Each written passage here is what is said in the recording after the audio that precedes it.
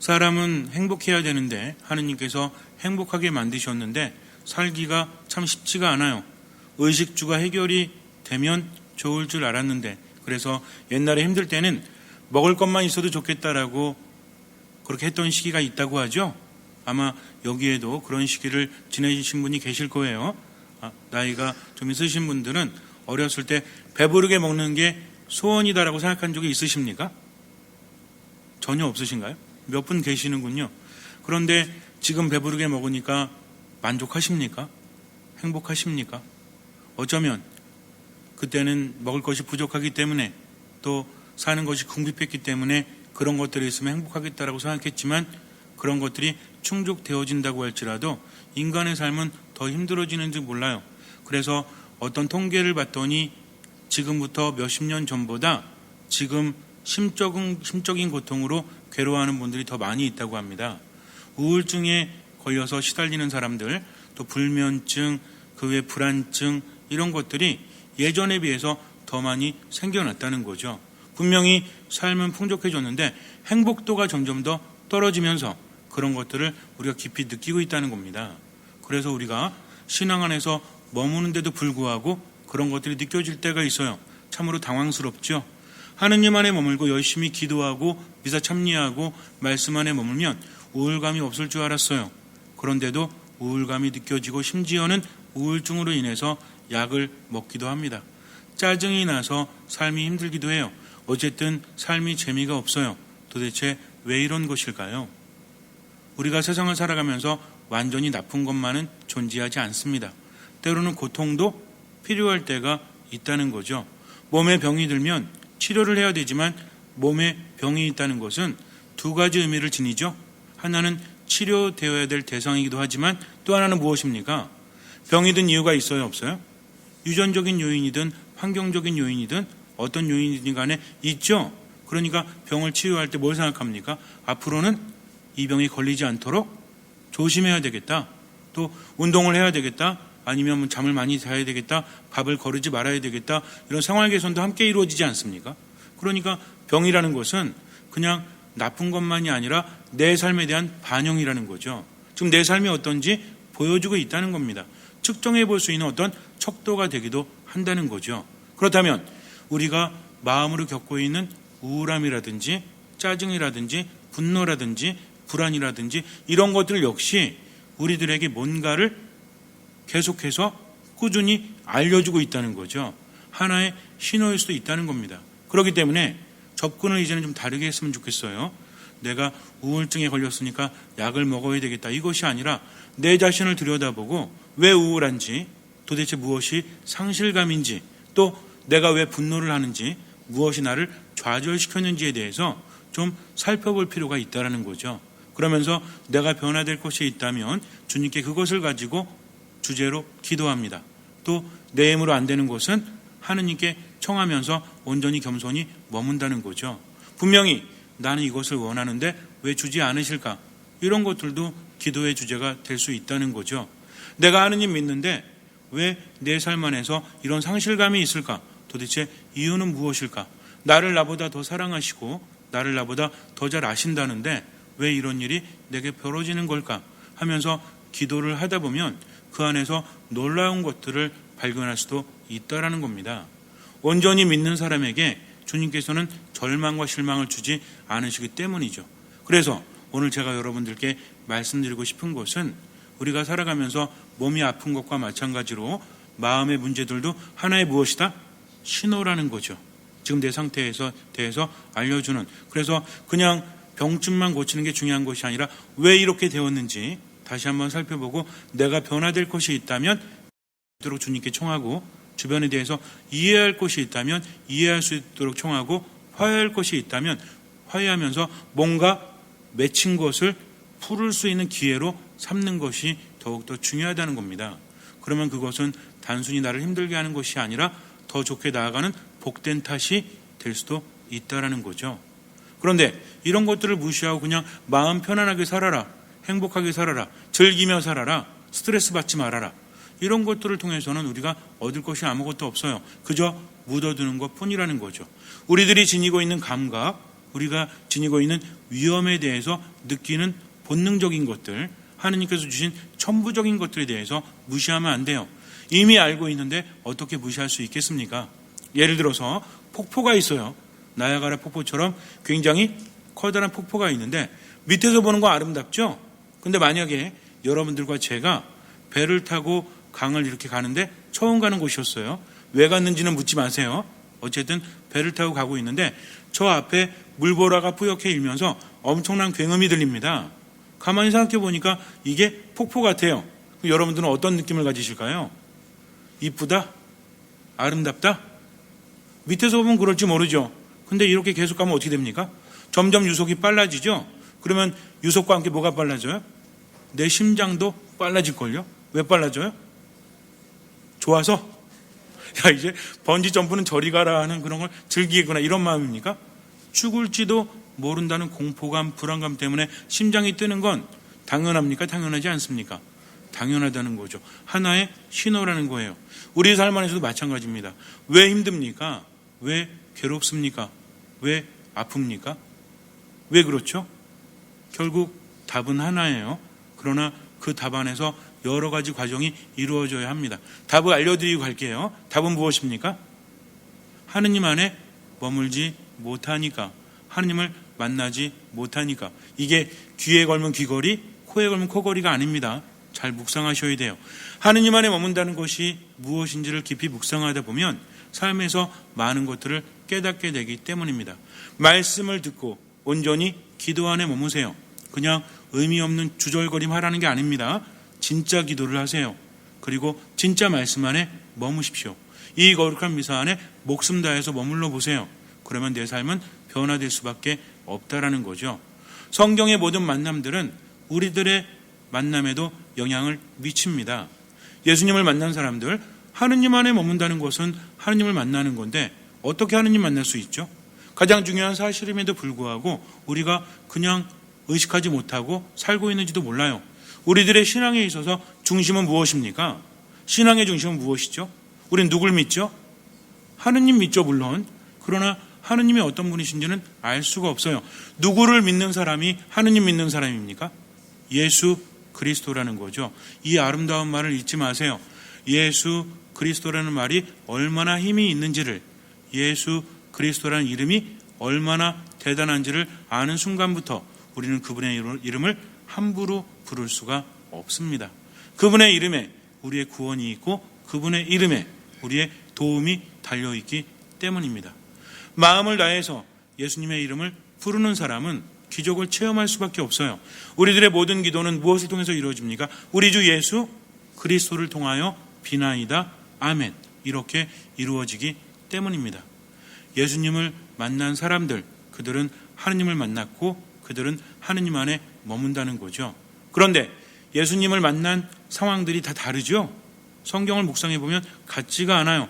하지만 중요한 것은 예수님과의 만남 안에서 예수님은 기적을 일으키시고 만난 사람들은 무엇을 보여줘야 됩니까? 믿음을 보여줘야 한다는 거죠. 개별적인 만남들이 다 다르지만 여기는 한 가지 도식이 있어요. 예수님을 만났다. 예수님께 무엇을 고백한다? 믿음을 고백한다. 예수님은 믿음을 보시고 기적을 일으키신다라는 이 도식이 존재한다는 겁니다. 그런데 오늘 자케오와 예수님의 만남을 조금은 우리가 이해해 볼 필요가 있어요. 자케오라는 사람은 어떤 사람이었죠? 세관장이요 또 부자였다라고 우리에게 알려주고 있습니다. 자케오가 살던 지역이 어디였죠? 예리고라는 곳이었어요. 그런데 자케오는 세관장이었을 뿐만 아니라 키도 매우 작았습니다. 볼품이 없었다는 거죠.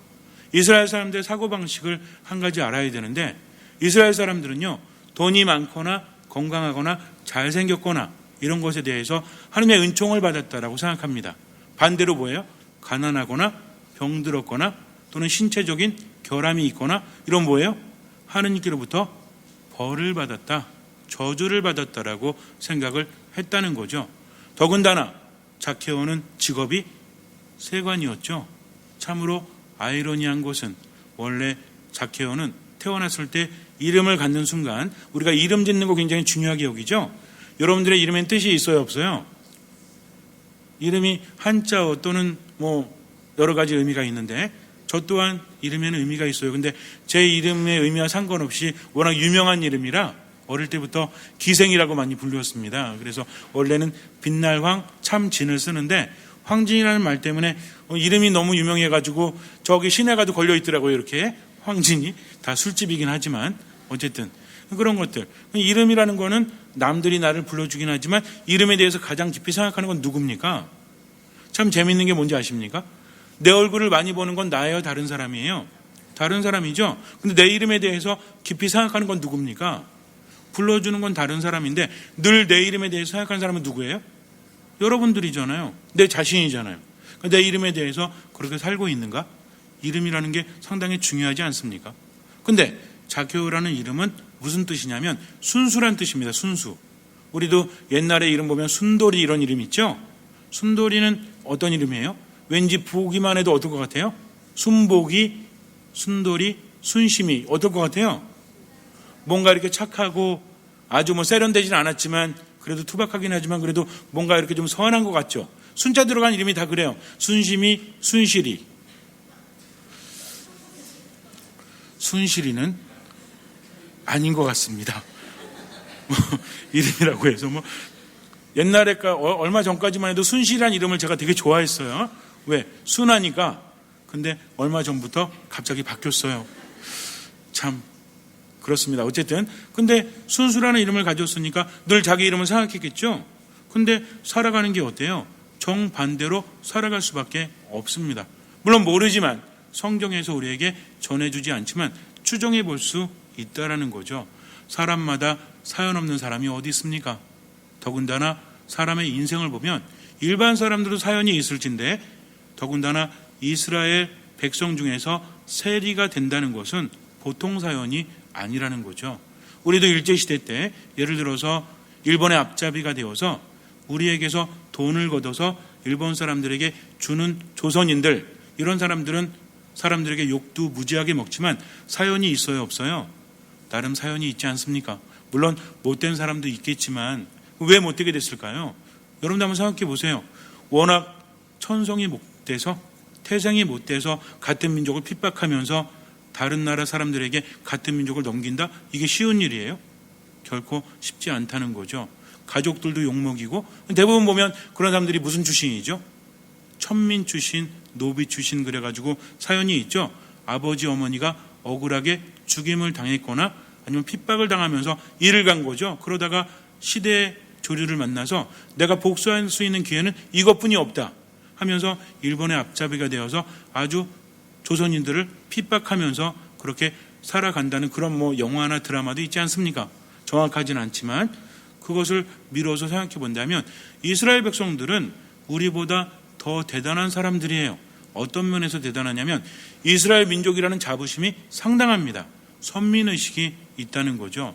우리나라 사람들은 가끔 인터뷰할 때 교포들, 2세들 보면은 예, 안녕하세요. 저는 미국에 살고 있는 이렇게 얘기하죠.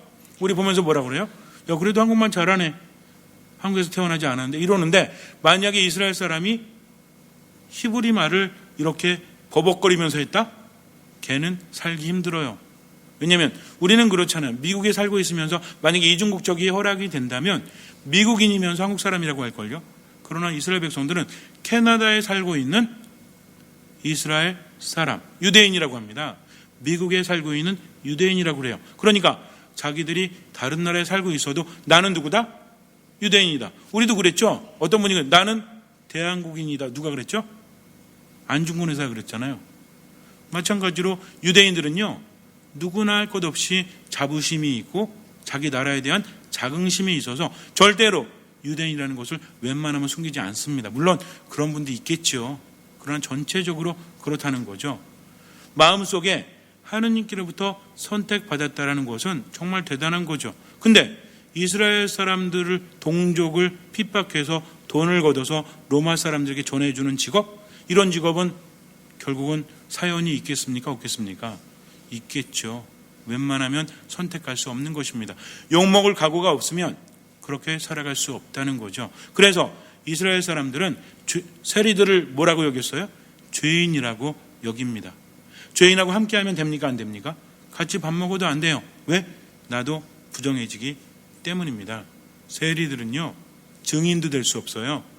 재판할 때 증인이 될 수 없다는 것은 무슨 무시를 못한다는 거예요? 옛날에 중국에서 그거 있었죠? 궁영이라고 아세요? 궁영? 집에 가서 찾아보세요. 궁영이라고 해서 사마천도 그 궁영을 당했죠? 궁영을 당했을 때는 주변 사람들이 어떻게 했대요? 없는 사람 취급했대요. 마찬가지로 세리들도 없는 사람 취급을 당합니다. 얼마나 이게 비참합니까? 그러니까 내가 없는 사람 취급당하고 죄인 취급당하고 게다가 외모도 어때요? 키도 작지? 근데 이름은 뭐야? 이름은 순실이가 이름은 자케오. 순수함을 지니고 있다는 자케오니까 늘 마음속에 사람들이 멸시하고 천대하고 이런 걸 보면서 이를 악물었겠죠. 그렇다면 사람들에게 내세울 수 있는 것, 내 앞에서 꼼짝 못하게 할 수 있는 유일한 방법은 무엇입니까? 이게 뭐예요? 이건요, 피가 물보다 진한데 이건 피보다 진해요. 이게 뭡니까? 어느 시대를 막론하고 이게 많으면 갑질할 수 있어. 이게 많으면 무시 안 당해. 이게 뭘까요? 이게 돈입니다.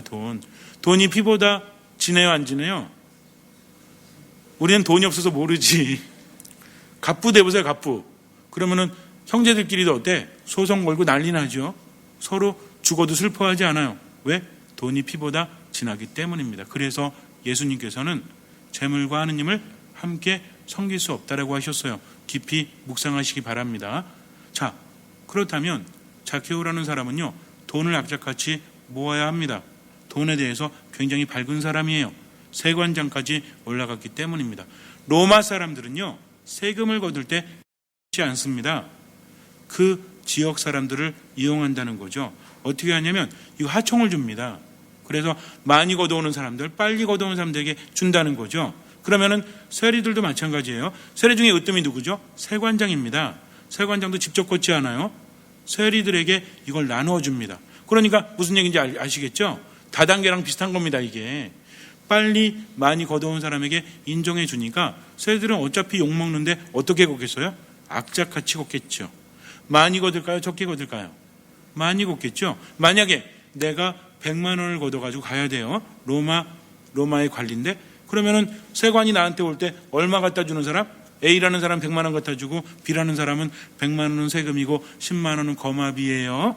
또 C라는 사람은 100만 원은 세금이고 20만 원은 좀 이렇게 식사 한 끼 하시라고 넣습니다. 그러면 그다음부터 누구 쓸 것 같아요? 당연히 120만 원 준 사람 쓰겠죠. 그럼 이 사람은 세관장이죠. 그럼 이 사람은 얼마 중에 120만 원 줬을까요? 원래 걷어야 되는 건 100만 원인데 로마 관리에게 120만 원 줬다는 것은 자기는 챙겼다는 겁니까? 안 챙겼다는 겁니까? 당연히 챙기죠. 뭐 민족들 눈치 볼 거 뭐 있습니까? 어차피 나를 멸시 천대하는 사람들인데 악만 남은 거죠. 돈이 최고입니다. 그러니까 세리들 중에서도요, 니들 내 밑에서 일하고 싶어? 그럼 많이 걷어와. 나한테 150만 걷어와. 나머지는 니네가 가져 하면서 시켰겠죠. 그럼 세리들은 얼마 걷었을 것 같아요? 한 200 걷었겠죠. 나눠주고 150 쓰니까 150 받고 얼마 줘요? 120 주고 남 30 갖고, 그러면 20 갖고 가겠죠. 이것이 계속 악순환 되었다는 거죠. 그러니 백성들은 세리들을 좋아할까요? 싫어할까요? 가뜩이나 부정한 것들인데 욕심을 차리니까 멸시하면서 무시할 수밖에 없었다는 겁니다. 그러니까 돈이 많아야만 내가 살아갈 수 있어서 자케오라는 사람은요, 세관장이자 부자였다고 말하는 것은 단순히 세금만 폭리를 취했다는 것이 아니라 돈 굴리는 걸 잘했다는 사람입니다. 왜냐하면 예리고라는 곳이 어떤 지역이냐면, 지금은 교통이 발달해가지고 우리가 잘 이해하기 힘들지 모르겠지만 옛날에는 교통이 안 발달했으니까 어디 가려면 멀죠. 그러니까 중간에 쉬고 가야 되죠. 지금 부산도 하루에 갔다 오잖아요. 옛날엔 그랬어요? 걸어가고 말 타고 가고 이러면은 뭐 언제 갔다 언제 올지 알 수가 없죠. 그러니까 뭐가 발달합니까? 숙박업이 발달할 수밖에 없고 사람들이 모이는 곳에 무역업이 발달할 수밖에 없습니다. 예리고라는 것은 어떤 곳이냐면 갈릴레아, 예루살렘, 사해, 여기를 가려면 반드시 거쳐가야 되는 곳이에요. 그러니까 주변 국가들이 예루살렘을 갈 때도 어디를 거쳐가야 돼? 예리고를 거쳐가는 거죠. 그러니까 어떻겠습니까? 사람들이 바글바글 됐겠죠. 뭐가 발전해요? 그 숙박업이 발전하고 사람들이 있으니까 뭐가 발전해요? 유락시설이 발전하고 또 뭐가 발전합니까? 여기저기서 물건이 와서 시장 경제가 발전할 수밖에 없었다는 거죠. 뭐가 넘쳐 흘러요? 돈이 넘쳐 흐릅니다. 걷는 세금도 마찬가지예요. 조세 걷죠. 그리고 관세 걷죠. 그리고 통행세 걷습니다. 이 세 가지를 걷다 보니까 예리고라는 곳은 세 가지가 풍성히 거칠 수밖에 없으니 많이 거칠수록 그의 몫은 많아질 수밖에 없다는 거죠. 더군다나 아까도 말씀드린 워낙 부자였기 때문에 사람들이 모이니까 빌딩 몇 개 갖고 있었을까요? 강남에 몇 개 갖고 있는 것처럼. 그러니까 뭐 받아요? 임대료 받고 장사도 하고 관세도 걷고 뭐 세금도 걷고 또 돈놀이도 하고 이렇게 하면서 재산이 엄청나게 쌓여갔겠죠. 젊은 시절엔 그랬을지 몰라요. 돈이 최고야. 니들이 내 앞에서는 안 그런 척하지만 그러나 돈 앞에서 니들도 어쩔 수 없지 라고 하면서 스스로 만족하면서 살아왔지만 문제는 무엇입니까? 살아온 날보다 살아갈 날이 짧다고 느껴지니까 이제 불안하기 시작합니다. 이 사람도 어쩔 수 없이 이스라엘 사람이었기 때문이죠. 우리도 그렇잖아요. 외국에 가서 사시는 분들 보면 젊은 사람들, 어린 사람들, 나이 많은 분들 중에 어떤 분들이 향수병 때문에 힘들어해요? 나이 많은 분들이 그리워하죠. 다 필요 없으니까 내 친구들, 정말 나랑 함께 했던 사람들, 그런 사람들과 함께하면 좋겠다는 생각합니다. 근데 이스라엘 사람이면서도 이스라엘 백성들에게는 천대시받고 더군다나 사람들은 그렇다 치더라도 누구에게도 버림받았다? 하느님께로부터 버림받았다는 것은 근본적인 불안감으로 우리를 건드릴 수밖에 없다라는 거죠. 마찬가지입니다. 우리가 살아가면서도 그래요. 이거 아닌 것 같은데 점점 공허해지고 점점 우울해지고 점점 삶이 힘들어진다는 거죠. 왜 이럴까? 이유를 알 수가 없어요. 하지만 우리는 이유 알 수 있죠. 무엇 때문입니까? 하느님 안에 머물지를 못하기 때문입니다. 단순히 종교적인 발언이 아닙니다. 하느님은 만물의 주인이신 분이기 때문에 어떤 것이 하느님 안에 머무는 것인지를 제대로 깨닫지 않으면 이건 편협하게 들릴지 몰라요. 그러나 성당에만 나온다고 해서 하느님 안에 머무는 건 아니에요. zak케오와 예수의 만남을 통해서 분명히 알아야 됩니다. zak케오가 그랬다는 거죠. 그러니까 나이가 들어갈수록 몸이 약해질수록 자꾸만 공허함은 커지고 우울감은 커져요. 밥을 먹어도 맛있질 않고 잠을 제대로 잘 수도 없고 아무리 즐거운 거 해도 재미가 느껴지지 않습니다. 그러다가 어느 날 이래요. 이게 뭔가? 내가 무엇을 향해서 여태까지 살아왔다는 말인가? 라는 생각이 들다가 갑자기 한 가지 이야기가 들립니다. 절망 속에서 하루하루 버텨냈다면 이제는 뭔가 삶에 대해서 멈출 수밖에 없는 이야기가 들려요. 바로 예수 그리스도에 관한 이야기였죠. 하느님으로부터 온 분이라는 이야기, 그분은 여태까지 어떠한 예언자도 도저히 할 수 없었던 기적을 일으키셨다는 이야기, 얼마 전에 이곳 예리고에서도 소경을 고치셨다는 이야기, 그리고 근처의 베타니아에서 라자로를 살리셨다는 이야기, 여러 가지 이야기가 들려옵니다. 중풍병자도 걷게 하셨대요. 손이 오그란 사람도 피게 하셨대요. 나병 환자도 깨끗하게 하셨다고 합니다. 참으로 놀랍죠? 사람들이 입만 열면 누구 얘기야? 예수님 얘기예요. 지금의 아이돌 저리 가랍니다. 저리 가라 뿐만이 아니죠. 대단했다는 겁니다. 예수님이 가는 곳이면 사람들이 몰려들 수밖에 없어요. 그러니까 유명인사가 이미 되었다는 거죠. 그래서 그분이 어떤 분이신지 관심을 갖게 되는데 zak케오가 눈이 번쩍 띄었던 것은 그분이 누구랑 어울리신다? 죄인과 창녀들과 세리와 어울리신다는 거죠. 하느님으로부터 온 권능을 지니신 분이라면 원래는 뭐대로? 율법대로 살아야 되는데 그분은 율법을 공공연하게 어기신다는 거죠. 그러면서도 기적의 힘을 잃지 않아요. 그 순간 머리 굴리겠죠. 이게 얼마나 똑똑한 사람인데요. 가만히 계산해 보니까 아마 zak케오가 지금 태어났다면 수학 같은 거 되게 잘했을 것 같아요. 논리적인 사고가 굉장히 뛰어났겠죠. 가만히 보니까 하느님께로부터 온 분임은 확실한데 이분은 뭐의 지배를 받지 않아? 율법의 지배를 받지 않아요. 이분은 죄인들과 어울려도 하느님의 힘을 잃지 않는다는 겁니다.